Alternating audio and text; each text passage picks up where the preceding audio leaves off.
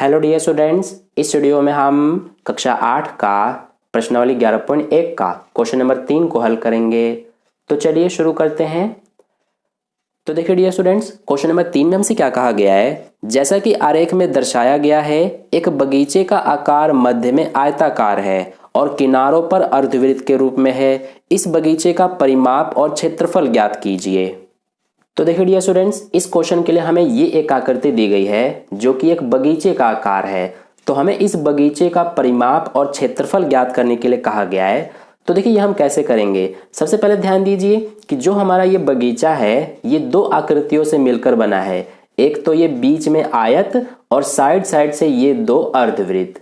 तो हमें इसका परिमाप और क्षेत्रफल ज्ञात करना है। तो उसके लिए क्या करेंगे, सबसे पहले हम इसका क्षेत्रफल ज्ञात करेंगे। तो इसके लिए हम क्या करेंगे कि जो ये आयत है इसका क्षेत्रफल निकालेंगे और फिर जो ये दोनों अर्धवृत्त हैं इनका क्षेत्रफल निकालेंगे और दोनों को जोड़ देंगे तो हमारा इस पूरे बगीचे का क्षेत्रफल आ जाएगा। ठीक है, तो चलिए करते हैं। सबसे पहले हम क्या करेंगे कि ये जो आयत है इसकी लंबाई और चौड़ाई लिख लेते हैं, क्योंकि हमें क्षेत्रफल ज्ञात करना है तो उसमें काम आएगा। तो यहाँ पर लिख लेते हैं सबसे पहले हम आयत। अब आयत की ध्यान दीजिए लंबाई कितनी हो जाएगी। तो इस क्वेश्चन के ही लास्ट में हमें आयत की लंबाई के बारे में कहा गया है कि आयत की लंबाई निकालने के लिए अगर हम 20 में से 3.5 प्लस 3.5 घटा देंगे तो हमें इस आयत की लंबाई पता चल जाएगी। अब हम ऐसा क्यों करेंगे ये मैं आपको समझाता हूँ। क्योंकि देखिए जो ये आयत है ये सिर्फ इतनी है, तो इसकी लंबाई यहाँ से लेकर यहाँ तक ही होगी, यानी कि यहाँ से यहाँ तक ये आयत की लंबाई है। लेकिन ये जो 20 मीटर दिया है ये हमें पूरा यहाँ से यहाँ तक दिया है, यानी इस पूरे बगीचे की यहाँ से यहाँ तक की लंबाई दी गई है 20 मीटर। तो इस 20 मीटर में से हमने यहाँ से इतना घटाया और यहाँ से इतना घटाया। अब ये दोनों क्या है, देखिए ये हमारा इस साइड में ये एक अर्धवृत्त है। तो अर्धवृत्त का ये क्या होता है, ये व्यास होता है जो कि हमें 7 मीटर दिया गया है। तो जैसा कि हमें पता है कि जो अर्धवृत्त या फिर वृत्त की त्रिज्या होती है वो व्यास की आधी होती है। तो ये क्या है, इस अर्धवृत्त की त्रिज्या है और ये पूरा व्यास है। तो व्यास 7 मीटर है तो त्रिज्या क्या हो जाएगी, इसकी आधी यानी 3.5। तो यही 3.5 इसकी त्रिज्या है और ये वाली 3.5 इस वाले अर्धवृत्त की त्रिज्या है। ठीक है, तो इसीलिए हमने इस पूरे 20 मीटर में से इस आयत की लंबाई यहां से यहां तक निकालने के लिए इस साइड से इतना घटाया और इस साइड से इतना घटाया, जो कि 3.5 और 3.5 है। ठीक है, तो आई होप अब आपको ये समझ में आ गया कि हमने ऐसा क्यों किया है। अब देखिए इसको सॉल्व करेंगे। 20 एज इट इज माइनस 3.5 और 3.5 को जोड़ेंगे तो 7 आ जाएगा। अब 20 में से 7 घटाएंगे तो ये बचेगा 13 मीटर, क्योंकि ये हमें मीटर में दिया है इसीलिए ये भी मीटर आएगा। तो ये 13 मीटर जो है ये इस आयत की लंबाई है सिर्फ, यानी कि यहां से यहां तक की दूरी। ठीक है, तो ये हमने लंबाई निकाल लिया और चौड़ाई तो हमें दिया ही गया है। ये जो है 7 मीटर ये चौड़ाई है, क्योंकि ध्यान दीजिए ये 7 मीटर इस अर्धवृत्त के लिए तो व्यास है, लेकिन इस आयत के लिए ये 7 मीटर क्या है, चौड़ाई है, क्योंकि इस आयत की ये और ये चौड़ाई ही है। ठीक है, तो ये हो गया। अब देखिए हमें सबसे पहले बगीचे का क्षेत्रफल निकालना है। तो यहाँ पर लिख लेते हैं बगीचे का क्षेत्रफल। अब जैसा कि मैंने आपको शुरू में ही बताया था कि बगीचे का क्षेत्रफल निकालने के लिए क्या करेंगे हम कि आयत का क्षेत्रफल और ये दोनों अर्धवृत्त का क्षेत्रफल जोड़ देंगे। तो सबसे पहले लिख लेते हैं यहाँ पर हम कि आयत का क्षेत्रफल और इसमें हम क्या जोड़ेंगे, 2 अर्धवृत्त का क्षेत्रफल। ऐसा हम क्यों कर रहे हैं ये आपको बहुत अच्छे से समझ में आ गया होगा, क्योंकि जो हमारा ये पूरा बगीचा है ये एक आयत और 2 अर्धवृत्त से मिलकर ही बना हुआ है। अब देखिए आयत का क्षेत्रफल लिखा हुआ है तो आयत के क्षेत्रफल का सूत्र लगाएंगे। क्या होता है आयत के क्षेत्रफल का सूत्र, ये होता है लंबाई गुना चौड़ाई, यानी कि लेंथ इंटू ब्रेथ। प्लस है तो प्लस लिखेंगे, ये 2 एज इट इज लिखेंगे। अब अर्धवृत्त का क्षेत्रफल लिखेंगे तो अर्धवृत्त का क्षेत्रफल का सूत्र क्या होता है, देखिए जो हमारा एक पूरा वृत्त होता है इसके क्षेत्रफल का सूत्र होता है पाई आर स्क्वायर। और ये हमारा क्योंकि अर्धवृत्त है, यहाँ पर अर्धवृत्त लिखा है इसका मतलब आधा, तो हम इस पूरे वृत्त का जो क्षेत्रफल का सूत्र है इसका भी आधा कर देंगे, यानी आधा करने के लिए 2 से भाग करते हैं। तो ये बन गया हमारा अर्धवृत्त के क्षेत्रफल का सूत्र। तो इसी को लिखेंगे यहाँ पर हम पाई आर स्क्वायर बटे 2। ये हमारा हो गया अर्धवृत्त के क्षेत्रफल का सूत्र। अब देखिए हम चाहे तो यहीं पर इस 2 से 2 को काट देंगे, क्योंकि ये गुणा में 2 है और ये भाग में है, तो इसको हम यहीं पे काट देते हैं, 2 से 2 कट जाएगा। अब इनमें सबका मान रखते हैं। तो सबसे पहले लंबाई है, आयत की लंबाई कितनी है, ये देखिए 13 मीटर, तो इसकी जगह पे 13 लिखेंगे, गुणा में बी यानी कि ब्रेथ यानी चौड़ाई, ये 7 मीटर है तो 7 लिखेंगे, प्लस पाई आर स्क्वायर, तो ये पाई का मान कितना होता है 22/7, गुणा में आर स्क्वायर, इसका मतलब आर यानी कि त्रिज्या। तो देखिए अर्धवृत्त की त्रिज्या ये जो है, इसकी त्रिज्या हमने आपको शुरू में ही बताया था कि ये जो है ये इसकी त्रिज्या ही है, जो कि कितनी है 3.5। तो इसकी जगह पर यानी कि आर का मान 3.5 है। आर यानी कि रेडियस यानी कि त्रिज्या। अब ये हमने लिख दिया। अब देखिए स्क्वायर लगा है, इसका मतलब ये 2 बार लिखा जाता है। अब यहाँ से इसको सॉल्व करेंगे तो सबसे पहले ध्यान दीजिए, ये हमारा 7 और ये 3.5 दोनों कटेंगे।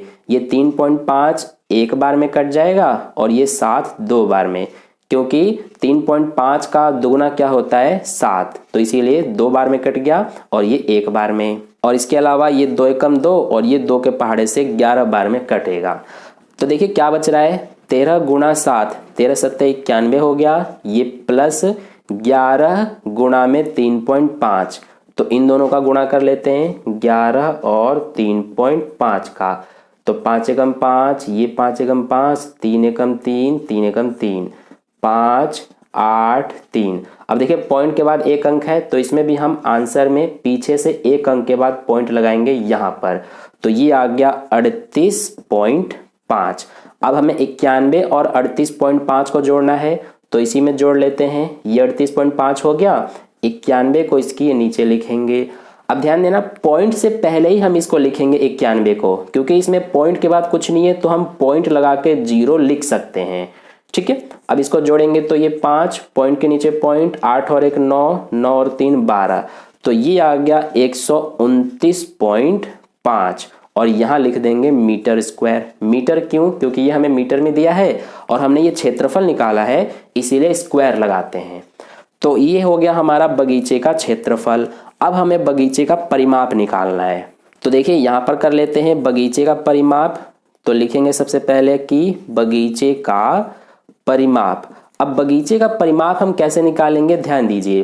परिमाप का मतलब क्या है कि ये जो हमारे सभी साइड के ये पूरा दिख रहा है आपको घेरा, यही हमारा परिमाप होता है। जैसे मान लीजिए आप यहाँ पर खड़े हैं और यहाँ से ये पूरा चलेंगे इसके ऊपर और फिर घूम करके दोबारा यहीं पर आ जाएंगे, तो यही परिमाप हो जाएगा। ठीक है, तो देखिए इसका परिमाप निकालने के लिए क्या करेंगे, सबसे पहले यहाँ से यहाँ तक ये हो गई आयत की लंबाई, और ऊपर भी यहाँ से यहाँ तक ये हो गई इसकी लंबाई, यानी कि ये इतनी लंबाई और ये इतनी लंबाई दोनों को जोड़ेंगे सबसे पहले तो। ठीक है, तो यहाँ पर लिख लेते हैं हम कि हम इसमें लंबाई और लंबाई, 2 लंबाई जोड़ेंगे, एक ये और एक ये। अब बाकी क्या बचा, एक ये इतना बचा और ये इतना बचा। ठीक है, क्योंकि मैंने आपको शुरू में बताया था कि परिमाप का मतलब क्या है कि ये पूरा जो घेरा है यही परिमाप है, यानी कि आप यहाँ से चलना शुरू करो और पूरा चल के यहाँ पर दोबारा आ जाओ तो ये परिमाप होगा। तो हमने इतना और इतना यहाँ पर जोड़ लिया। अब इसके बाद इसमें हम क्या जोड़ेंगे, ये दोनों, एक ये इतना और ये इतना। तो देखिए ये हमारा क्या होगा, इतना, ये होगा अर्धवृत्त की परिधि। ठीक है, और ये इतना अर्धवृत्त की परिधि, यानी कि 2 अर्धवृत्त की परिधि हो गई, तो इसमें हम जोड़ेंगे 2 अर्धवृत्त की परिधि। तो देखिए अब इसको आगे कर लेते हैं। लंबाई और लंबाई का मतलब क्या है कि इस आयत की लंबाई यहाँ से यहाँ तक, तो ये कितनी है, ये आप देख सकते हैं 13 मीटर, तो ये 13 प्लस ये भी 13 हो जाएगी, प्लस में ये 2 लिखेंगे एज इट इज। और अर्धवृत्त की परिधि, तो अर्धवृत्त की परिधि का क्या सूत्र होता है, सबसे पहले देखिए वृत्त जो है इसकी परिधि का सूत्र होता है हमारा 2 पाई आर। अब हमें अर्धवृत्त की परिधि का सूत्र लिखना है, इसीलिए अर्धवृत्त वृत्त का आधा होता है, तो इसका भी आधा कर देंगे, तो 2 से 2 कट जाएगा, तो पाई आर बचा, यानी अर्धवृत्त की परिधि का सूत्र पाई आर होता है। तो इसीलिए यहाँ पर हम पाई आर लिखेंगे। अब इसको आगे करते हैं तो ये 13 प्लस 13 ये दोनों जुड़ जाएगा तो ये हो जाएगा 26 प्लस ये 2 गुणा में पाई का मान होता है 22/7 गुणा में आर यानी कि त्रिज्या। तो अर्धवृत्त की त्रिज्या कितनी है 3.5। अब देखिए ये 3.5 और ये 7 कटेंगे, ये एक बार में और ये 2 बार में। अब देखिए बाकी का हम यहाँ पर सॉल्व कर लेते हैं। तो यहाँ पर हमारा क्या है कि ये 26 को तो एज इट इज लिखेंगे, ये हो गया 26 प्लस में क्या है हमारा ये 2 गुणा 22/2। तो देखिए ये 2 से 2 कट जाएगा, क्या बचा 22 बचा। तो यहाँ पर अब हम 26 और 22 को जोड़ेंगे तो ये हमारा हो जाएगा 8, 2 और 2 4 यानी कि 48 मीटर। तो ये 48 मीटर इस बगीचे का परिमाप है और ये हमारा 129.5 मीटर स्क्वायर ये बगीचे का क्षेत्रफल। तो ये एक आंसर और ये एक आंसर, यही दोनों हमारे इस क्वेश्चन के आंसर हैं।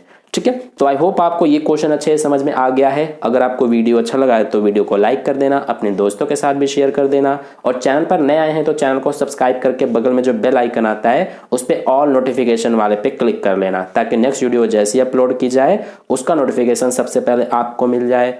मिलते हैं फिर नेक्स्ट वीडियो में, धन्यवाद।